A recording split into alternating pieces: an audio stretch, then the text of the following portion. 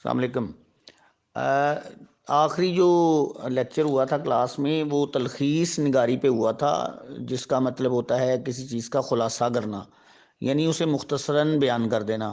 تو وقت ختم ہو گیا تھا، پھر بیل ہو گئی تھی، تو اس کے بعد اس موضوع کو بجائے اس کے کہ میں وہاں کلاس روم میں ایکسپلین کروں، میں نے ایک مثال کے لیے آپ کو سمجھانے کے لیے میں نے کچھ تصویریں بھیجی ہیں جس میں انہوں نے بہت اچھا ایکسپلین کیا ہوا ہے۔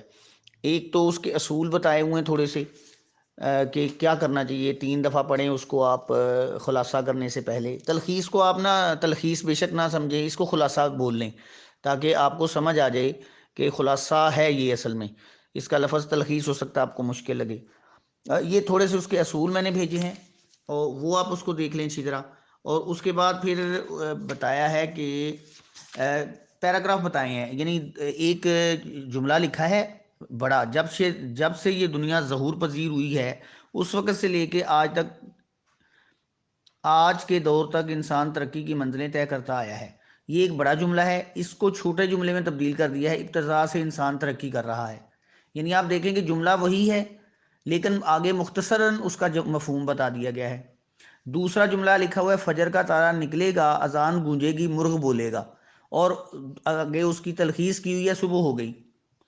تیسرے میں آپ دیکھیں، لوگ وقت کی قدر و قیمت نہیں پہچانتے، انہیں یہ پتہ نہیں کہ انسان کے ہاتھ میں اصل دولت وقت ہی ہے۔ تو آگے اس کی تلخیص کی ہوئی ہے، وقت ہی انسان کی اصل دولت ہے۔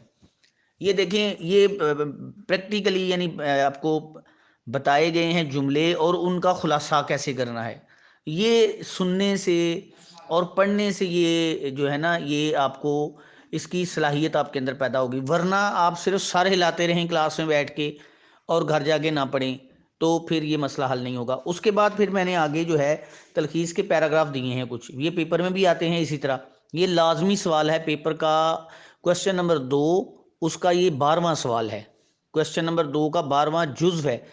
آخری سوال ہوگا یہ شارٹ کوشچن جو 4 نمبر کا ہوگا، اس میں 1 نمبر آپ نے عنوان دینا ہے اور 3 نمبر کی تلخیص ہوگی۔ اسی طرح آپ کریں گے، 3-4 جملوں کو ایک جملے میں تبدیل کر دیں گے۔ میں نے آگے ایک ماڈل کے طور پہ پیراگراف دیے ہوئے ہیں، نیچے ان کا عنوان بھی لکھا ہوا ہے۔ تو یہ آپ کے پاس جو کی بکس ہیں ان سے دیکھ سکتے ہیں آپ۔ یہ جو میں نے تصویریں بھیجی ہیں، جن کے پاس یہ والی نہیں ہے کتاب، ان کے لیے اضافی ایک علم ہو گیا۔ تو یہ اگر آپ کلاس روم میں، چونکہ ہمارے پاس اور بھی بہت سے کام ہوتے ہیں، تو اب جدید دور میں واٹس ایپ جو ہے یہ ہماری اس ضرورت کو پورا کر رہا ہے کہ آپ کے پاس ایک ایکسٹرا سہولت آ گئی ہے گھر میں پڑھنے کی بھی۔ تو 24 آورز ایک قسم کا ٹیچر بھی اویلیبل ہے اور آپ بھی اویلیبل ہیں ٹیچرز کے لیے۔ تو جنہوں نے پڑھنا ہے ان کے لیے تو یہ بہت زبردست میڈیا ہے، یہ سوشل میڈیا، یعنی یہ جدید میڈیا کا بہترین استعمال یہ ہے بنیادی طور پہ جو ہم کر رہے ہیں اس وقت۔ جو باقی استعمالات ہیں وہ اس کے منفی ہیں۔ تو آپ لوگوں کو میں نے یہ جان بوجھ کے اس لیے بھیجا ہے اس وقت کہ آپ اس کو گھر میں اچھی طرح سمجھ لیں۔ یہ ٹاپک دوبارہ کلاس روم میں آپ پوچھیں گے تو میں پوچھنے پہ تو یہ کبھی نہیں ہو سکتا کہ آپ پوچھیں اور میں نہ بتاؤں، میں لازمی بتاؤں گا، لیکن میرا خیال ہے کہ جن بچوں نے پڑھنا ہو ان کے لیے بہت کافی مواد میں نے بھیج دیا ہے۔ جان بوجھ کے میں نے صرف 3 پیجز بھیجے ہیں، یہ کر لیں گے تو بہت بہترین ہو جائے گا۔ یہ آپ کے 4 میں سے 4 نمبر آ جائیں گے، یہ پیپر میں آ جاتے ہیں اتنے نمبر۔ ہمارے اردو کے پیپر میں نمبروں کی کمی نہیں ہے، کمی ہے تو فقط آپ کی توجہ کی کمی ہے۔ تو یہ آپ نے تلخیص کا یہ چیپٹر جو ہے، یعنی یہ جو ٹاپک ہے اس کو آپ ختم کر لیں، یہ ہمارا کمپلیٹ ہو گیا۔ ہمارا یہ اصل میں گرامر کے کچھ ٹاپکس ہیں جو آپ کے اس دفعہ جو سیکنڈ اسیسمنٹ ہے اس میں آ رہے ہیں۔ اس میں گرامر کا ایک ٹاپک ہے صنعت مرات النظیر۔ تو صنعت کا جو لفظ ہے اردو میں یہ استعمال ہوتا ہے کسی ایک خاص، یعنی کوئی خصوصیت جو ہوتی ہے کلام میں پیدا کرنے کے لیے۔ تو اس کو جو آپ فی الحال میں جو صنعت مرات النظیر کی میں نے تصویر پوسٹ کی ہے، مختصر ایک بالکل چھوٹی سی ڈیفینیشن ہے، میں اس کو سمجھا دیتا ہوں، آپ نے یہی اس کو سمجھنا ہے۔ میں اس کو کلاس روم میں بھی سمجھا دوں گا لیکن یہاں تو یہ ریکارڈ ہو گیا نا آپ کے پاس، یعنی اگر آپ کو سمجھ نہیں آئی آپ اس کو بار بار سن لیں دوبارہ۔ میں جو تصویر بھیجی ہے میں اسی کو پڑھتا ہوں اور سمجھاتا ہوں۔ مراعات کے لفظی یا لغوی معنی ہے رعایت کرنا، لحاظ کرنا، کسی کو رعایت دے دینا، یعنی مراعات کہتے ہیں نا اس کو، مراعات حاصل ہیں، یعنی اس کو یہ سہولتیں حاصل ہیں۔ اور نظیر کا مطلب ہوتا ہے نمونہ، مثال، تو یہ لکھا بھی ہوا ہے انہوں نے، مراد کے لغوی معنی رعایت رکھنا، لحاظ یہ جو بھی لکھا ہوا ہے. اصطلاح میں شعر یا جملے میں ایسے الفاظ جمع کرنا جو ایک دوسرے کے ساتھ سوائے نسبت تضاد کے کوئی اور مناسبت رکھتے ہوں، علم بدیع کی اصطلاح میں مرات النظیر کہلاتا ہے. چاہے آپ اس میں علم بدیع لگائیں یا نہ لگائیں، نسبت تضاد والا لفظ لگائیں یا نہ لگائیں، اس کو میں آسان کر کے بھی لکھ دیتا ہوں. ابھی اس کے نیچے میں کوشش کرتا ہوں کہ میں اس کی آسان ڈیفینیشن لکھ دیتا ہوں، لیکن آپ اس کو سمجھ لیں. اس کا مطلب یہ ہے لکھے ہوئے کا کہ اگر ایک شعر میں ایک لفظ کا ذکر ہو اور اگلے شعر میں پھر اسی طرح کے اسی کی نسبت سے ایک اور لفظ کا ذکر آ جائے، تو یہ ہم کہیں گے یہ صنعت مرات النظیر استعمال ہوئی ہے. اب کیسے؟ شعر لکھا ہوا ہے، نہیں ہے نا امید اقبال اپنے کشتے ویراں سے، کہ اقبال اپنے کھیت کے ویران ہونے سے پریشان نہیں ہے، نا امید نہیں ہے. آگے اگلے میں لکھا ہوا ہے، اور اتفاق سے یہ ذرا غلط لکھا ہوا ہے، یہ زال سے ہے، لیکن افسوس وہی میں کہتا ہوں ہر صفحے میں کوئی نہ کوئی غلطی نکل آتی ہے. ذرا نم ہو تو یہ مٹی بڑی زرخیز ہے ساکی. تو وہاں دیکھیے کشت کھیت ہوتا تھا، کھیت تھا، اور اس کی نسبت سے آگے مٹی آ گئی. تو پہلے جملے میں، پہلے مصرے میں شاعر کشت یعنی کھیت کا ذکر کرتا ہے، اور دوسرے مصرے میں مٹی کا ذکر کرتا ہے. یعنی کھیت کی مٹی کے ساتھ ایک نسبت ہے جو کہ ایک جیسی نسبت ہے. وہ اوپر لکھا ہوا ہے نا کہ سوائے نسبت تضاد کے، اس کا مطلب یہ ہے کہ وہ آپس میں الٹ نہ ہوں بس. یعنی اگر ایک مصرے میں زمین کا ذکر کیا اور دوسرے میں آسمان کا کر دیا نا، تو یہ صنعت مرات النظیر نہیں ہے، یہ صنعت تضاد ہو جائے گی، یعنی الٹ کا ذکر ہو جائے گا. تو یہ اب آپ کو سمجھ آ گئی.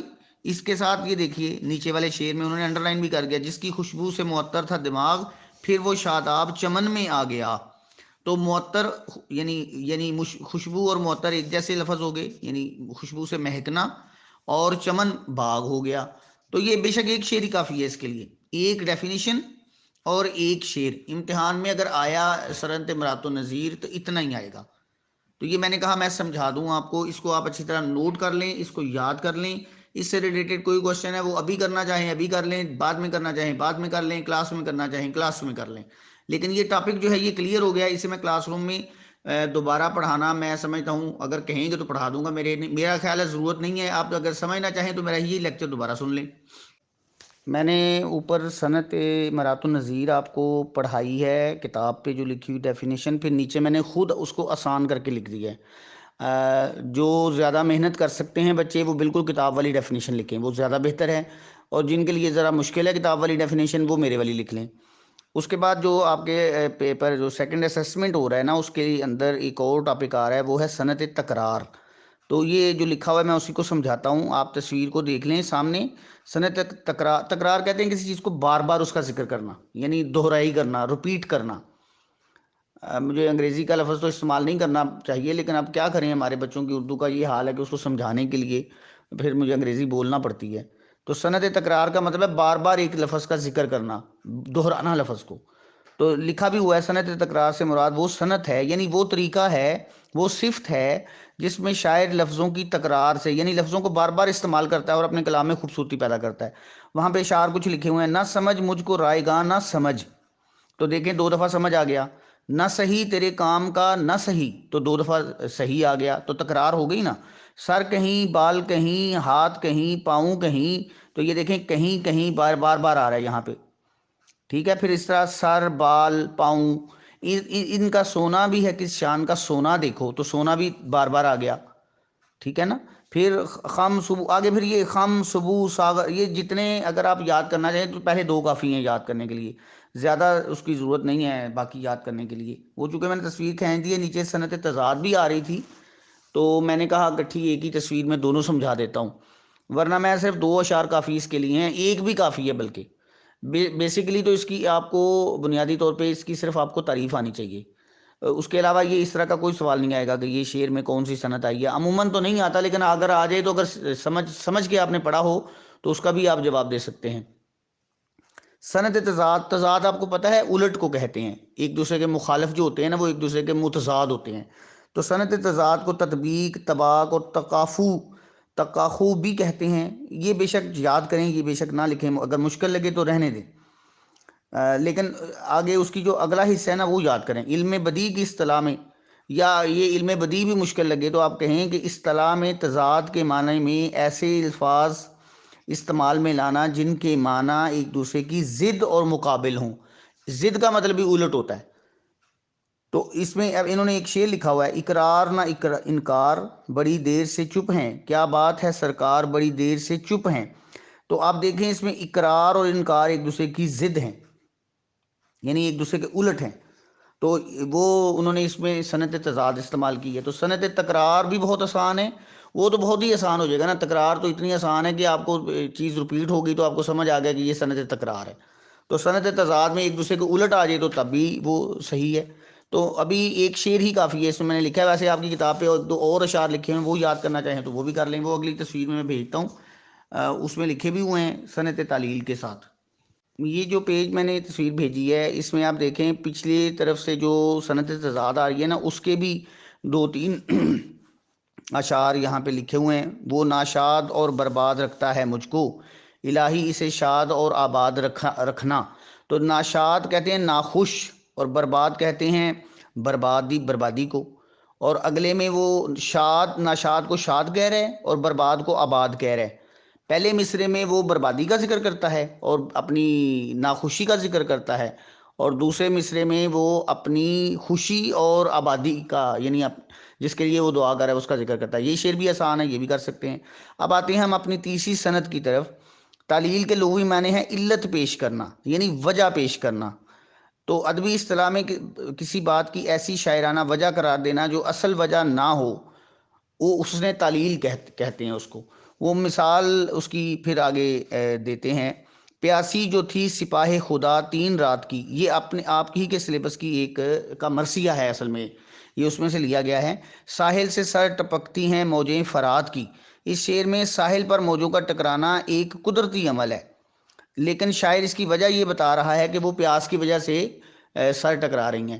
تو یہ بڑا آسان ہے، اور آگے جا کے جب ہم یہ پڑھیں گے میں وہاں تشریح بھی کر دوں گا اس کی. تو یہ آپ کو سمجھ آ رہی ہے کہ جو وجہ بیان کر رہا ہے شاعر، وہ شاعرانہ وجہ ہے، وہ حقیقی وجہ نہیں ہے.